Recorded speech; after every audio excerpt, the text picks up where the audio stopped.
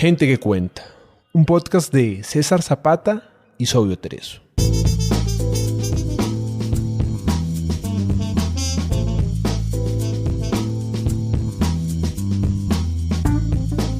Gente que cuenta es un espacio para leer autores latinoamericanos poco conocidos.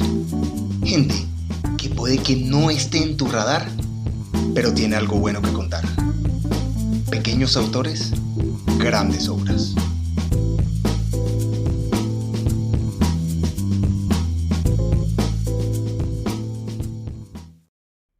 ¿Qué pasaría si pudiésemos ver las características del alma de los demás? De eso versará la siguiente historia. No deben vernos como somos. Por Carlos F. Martínez Cuero.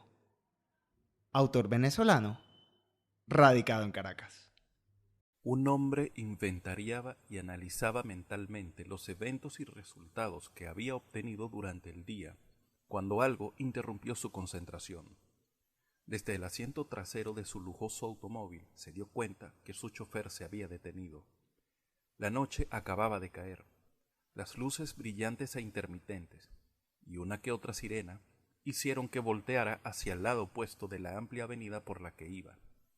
Allí había un gran piquete policial, patrullas, ambulancias del Departamento de Medicina Legal, automóviles normales con luces policiales portátiles, motocicletas, multitud de funcionarios de uniforme y de civil con placas. Dentro del auto, el hombre sonrió levemente y volvió a sus cavilaciones. Él era el autor intelectual de lo que ocurría allí. Todo había empezado esa misma mañana. Alto, vestido con elegancia, se acercaba con paso firme a una puerta metálica, al fondo de una pasarela adosada a una de las paredes externas de un vetusto edificio industrial. Sin prestarle atención a su acompañante, que le seguía unos pasos atrás, le dio un vistazo a su reloj y decidió que llegaría justo a tiempo a la cita.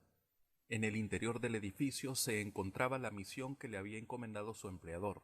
La había llevado a cabo con la mayor diligencia, velocidad y discreción posible, porque su empleador era, en realidad, su amo, y un personaje en extremo peligroso. Había rentado y acondicionado, de manera muy especial, un garaje en desuso en una zona alejada del centro de la ciudad. Había 2 vehículos utilitarios suburbanos, un arsenal notable compuesto por armas cortas de gran potencia para espacios reducidos, blindajes corporales, ropa oscura de combate y 6 mercenarios, también contratados por él. La actividad en el garaje era continua, metódica. Cada quien se ocupaba de lo suyo, excepto uno, conocido solo por el mote de capitán, quien también supervisaba a los demás. El chirrido repentino de la puerta del fondo al abrirse hizo que todos desenfundaran y apuntaran al sujeto que se había detenido en el vano de la misma. Los mercenarios bajaron sus armas al reconocer al hombre alto y elegante. Lo conocían como el vocero, su contratante. Luego del vocero entró el acompañante, un joven delgado, desgarbado, morral a la espalda, de ojos pequeños y mirada huidiza.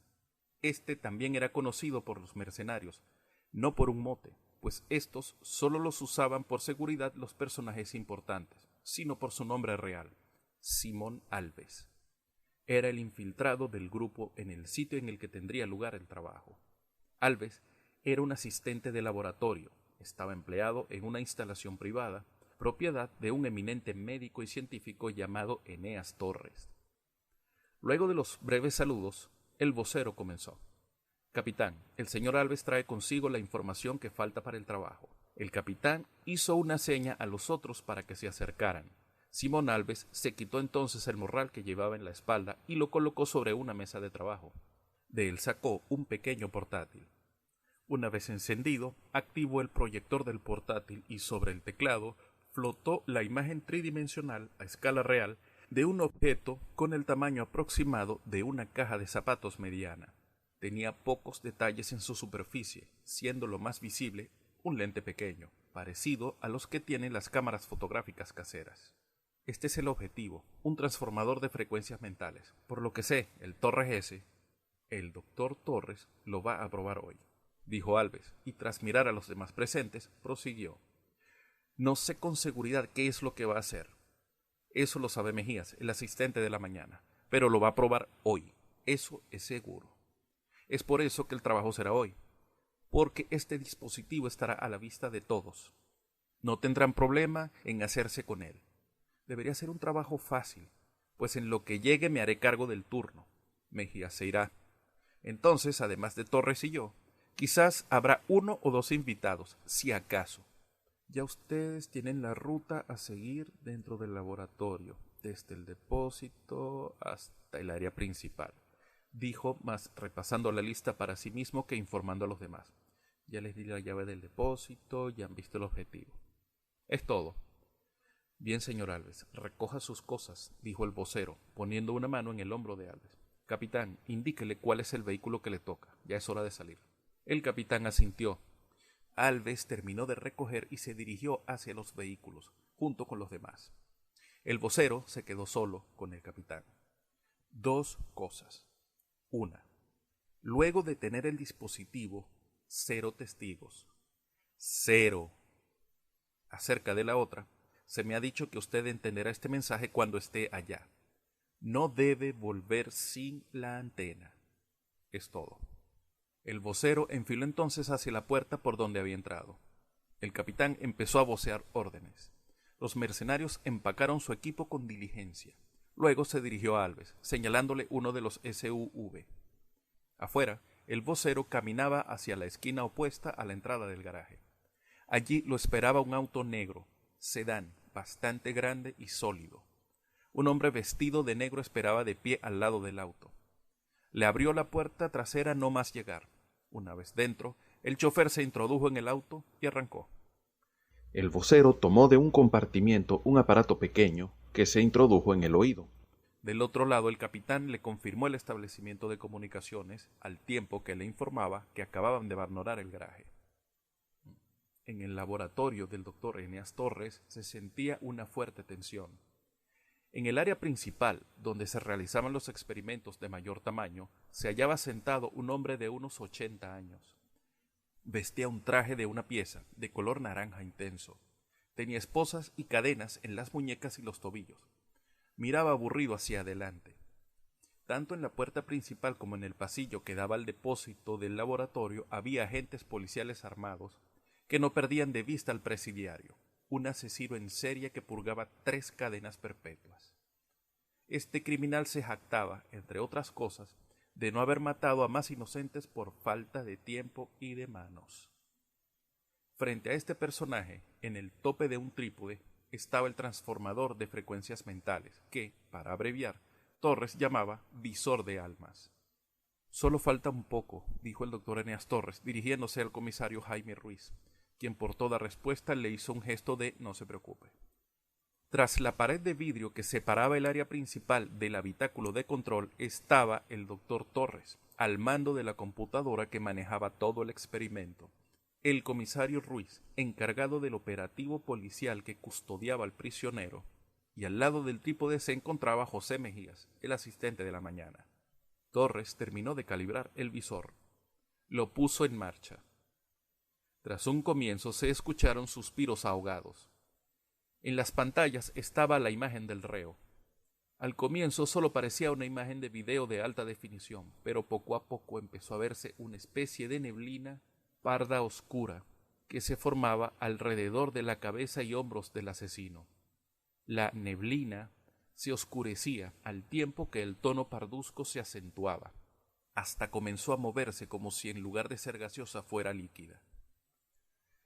Este individuo es realmente malo, vicioso en extremo. Por lo pardo diría que la perversión que muestra es profunda como pocas, dijo el doctor Torres, sorprendido.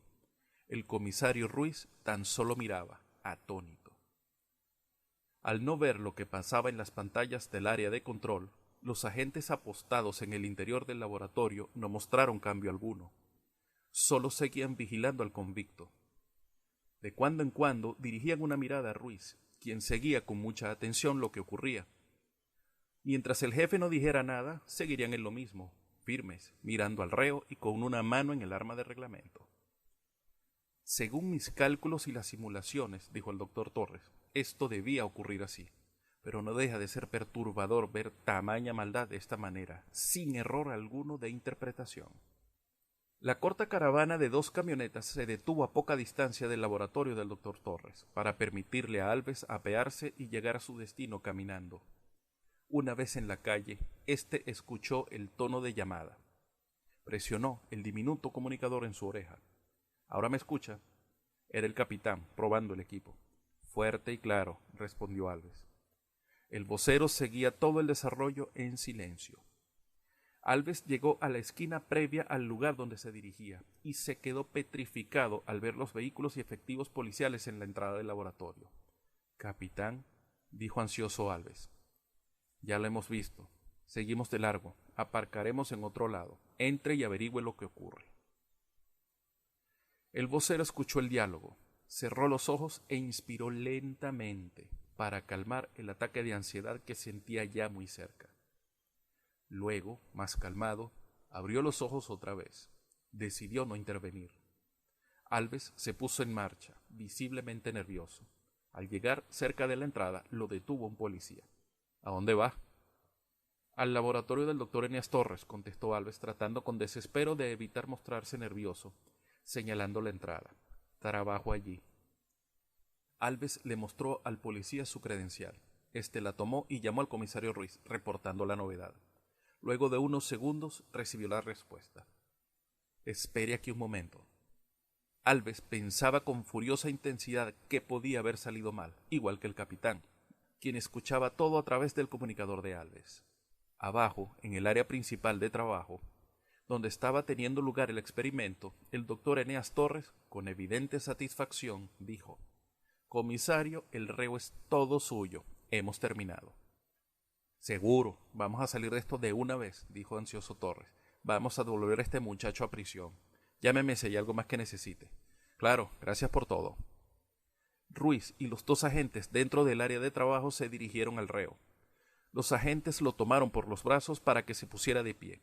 Ruiz abrió la puerta, avisó del retiro del reo, tras lo cual todos los efectivos tomaron sus posiciones. Entonces, a una indicación por radio, Ruiz ordenó a los agentes sacar al reo. Tras despedirse de todos, se fue tras el grupo.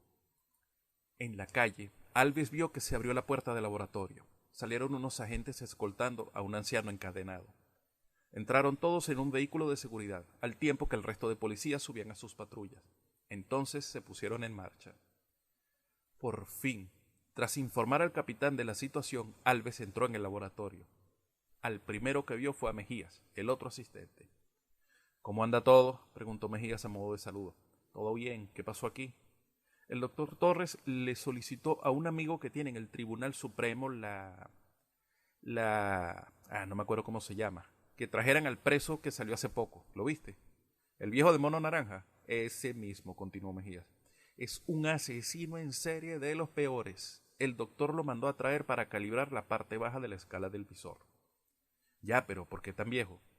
El doctor dice que si se llega a esa edad y sigue siendo así de malo, no se compone ni se arrepiente. Facilita establecer el punto bajo de la referencia de la escala. Yo creo que también es más fácil controlar a un viejo si trata de escapar. Suena lógico. ¿Y el lado alto? Ya se hizo temprano, esta mañana, antes de que llegara el asesino. Bueno, ya estoy aquí, Mejías. ¿Te puedes ir? No, no puedo. El doctor me ha pedido que me quede porque nos va a necesitar a los 2 luego. Vale. Alves se dirigió al cuarto que usaban para cambiarse, mientras Mejías entraba en el área principal. ¿Escuchó, capitán? Mejías se queda, pero no habrá problema con él, vía libre. Entendido, nos movemos para allá. Las 2 camionetas se pusieron en marcha. Al cabo de unos minutos habían llegado al callejón donde estaba la entrada del depósito del laboratorio. Se apearon 4 mercenarios, los otros 2 tras los volantes. El capitán abrió silenciosamente la puerta del depósito con la llave de Alves y entraron. Uno de ellos se quedó en la entrada.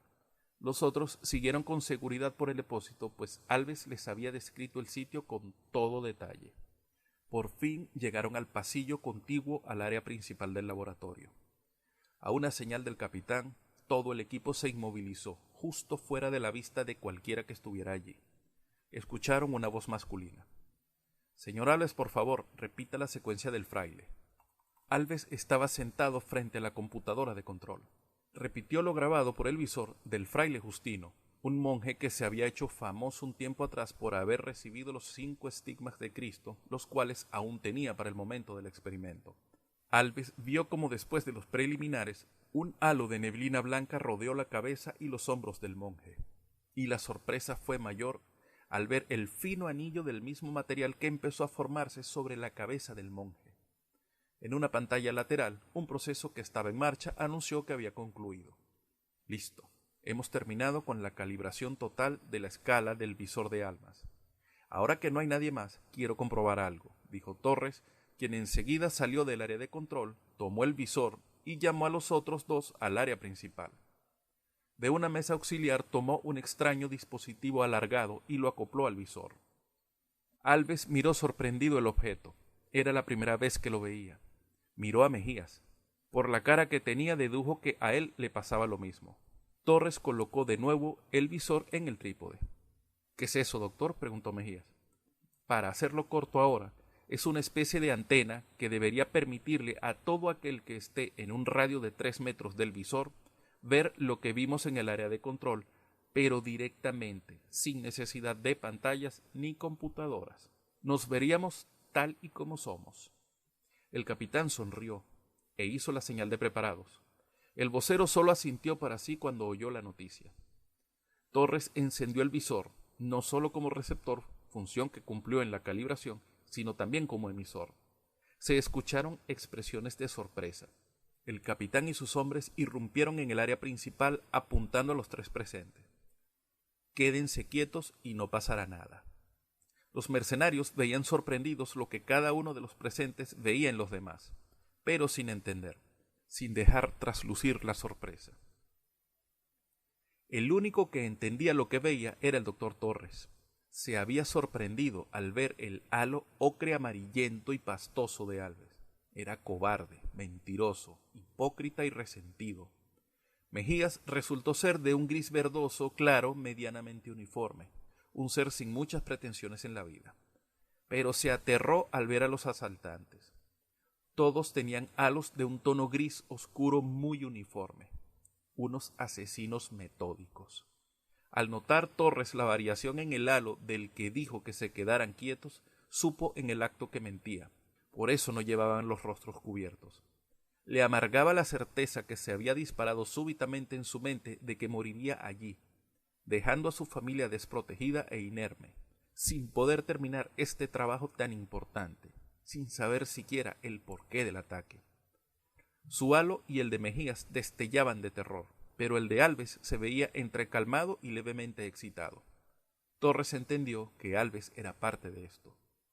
El atacante que había hablado tomó los dispositivos del doctor Torres, metiéndolos en una especie de bolsa de tela que sacó de un bolsillo.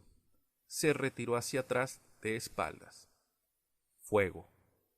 Alves, el único en no mostrar terror por lo que ocurría allí, fue el primero en recibir las balas explosivas que le destrozaron el cráneo. 0 testigos, eran las instrucciones. El vocero le ordenó entonces a su conductor que se dirigieran al garaje.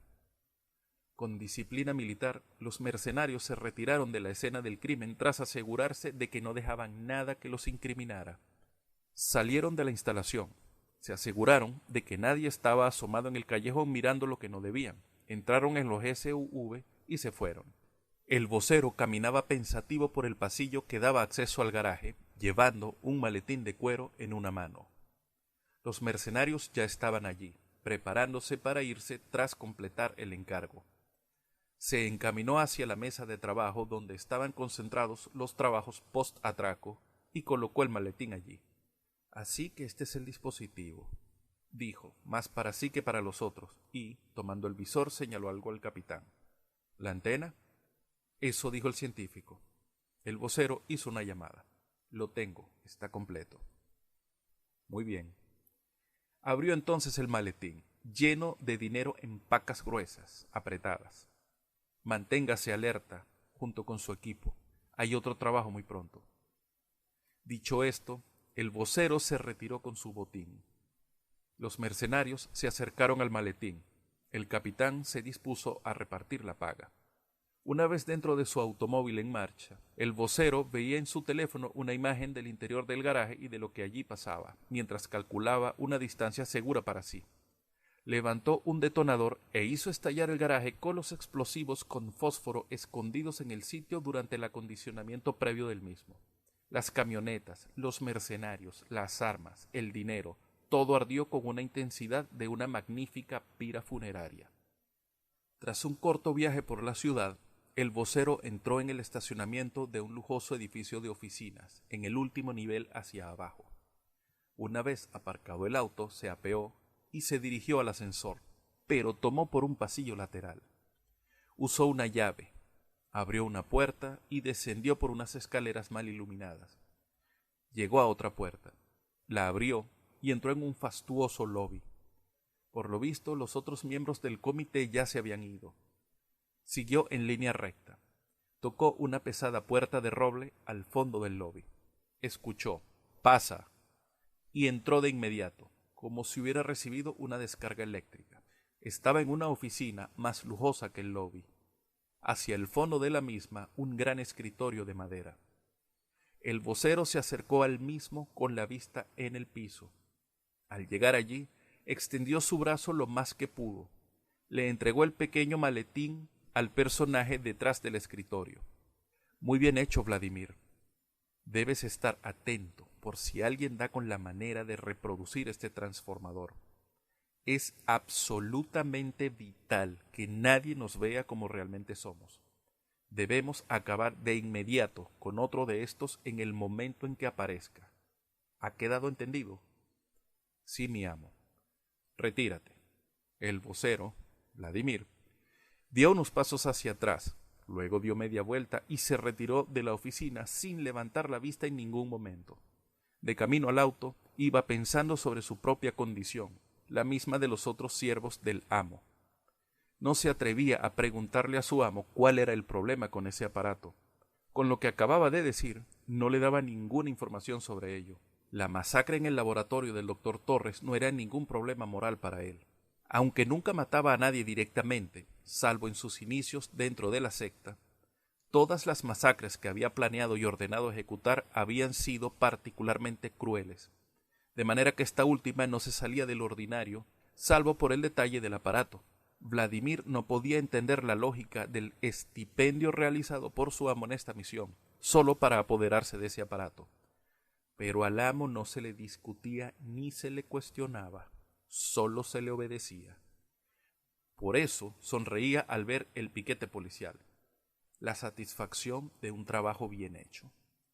A pesar de estar la oficina bien iluminada, el ser detrás del escritorio, cuando estaba encarnado, generaba una oscuridad y una malignidad de tales proporciones que era visible por completo a plena luz del día, sin necesidad alguna del visor de almas. Pero sus siervos sí podían mezclarse con la gente común para cumplir su misión. Por eso debían pasar desapercibidos, cosa que el visor habría entorpecido en gran manera.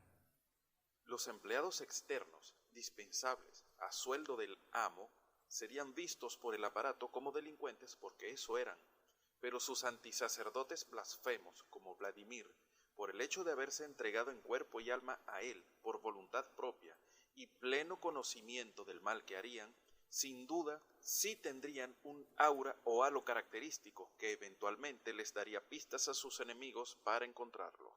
Entonces, el ser pareció desmayarse en el lujoso sillón, y el aura oscura desapareció como absorbida por el cuerpo, solo para aparecer de nuevo al lado del cuerpo exánime del portador, el cuerpo que ocupaba para poder actuar en el plano de los humanos, el que los pocos que accedían a él conocían como el amo. La masa oscura, casi líquida y flotante, se desplazó hasta una de las paredes, donde estaba una especie de escudo colgado de la pared, en cuyo centro estaba la cabeza de un macho cabrío. La forma oscura, suspendida en el aire, se quedó quieta un largo rato frente al escudo, sin desplazarse hacia ninguna parte, como mirando fijamente la figura central. Mientras el grueso de la población siguiera firmemente convencido de que los poderes infernales no existen, y de que creer lo contrario podría ser motivo de vergüenza pública por ser antilógico, anticientífico y medievalista, el amo podría lograr su objetivo final, que todos se condenaran eternamente para gloria y satisfacción de su infernal señor. Escuchaste a Gente que Cuenta.